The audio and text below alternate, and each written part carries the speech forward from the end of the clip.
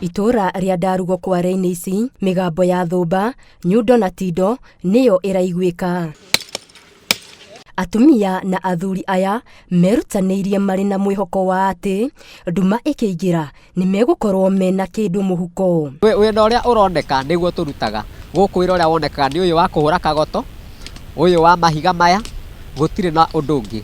Maugite macungiriirio guka wira nginyagia na ciana ciao niguo maturanire kiria o mundu eguthukuma mahote gutindika miturire yao. Nahura kagoto ndina ciana ciakwa ciothe, ona school fees tuteithanagia kwa njira ya kuhura kagoto ni tondu tutie na wira ungi na ndie na muthuri nikio ndutaga wira ucio ndina ciana 4.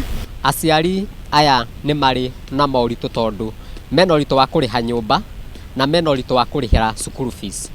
Ugakorwo kona mbeca citiraigana. Ona gutuika ni mugaru na watho ciana kuruta wira wa misara, aciari aya maugite ni mahinyiririkaga muno makiona iroto cia ciana ciao ikihotoma na no mende ikorwo ire cukuru igithoma indi makaga uhoti. Ciana ici ni tukoragwo nacio guku mahinda maria maingatwo cukuru, especially hindi iria ciana ciretio mbeca kuria cukuru-ini, muciari agakorwo ndari, ciana ici ni tukoragwo twinao guku. Thukumaga muthenya 300 na mbeca iria ndendekana 25 cukuru. Mwana wakwa etitwo cukuru ya Juja na ni ndagire mbeca cia kumutwara, ngimutwara ira hakuhi na ni kuria Nyacaba Ndarugo, ona yo ni njagite mbeca cia kumutwara tondu nginya nagia kuriha nyumba no thina. Ti wendi witu gukorwo twinao guku, ona ti gikeno gitu. Gitumi na kiri tondu wira uyu wi guku ni muritu muno, no ni kwaga otherwise tutire no ndungi.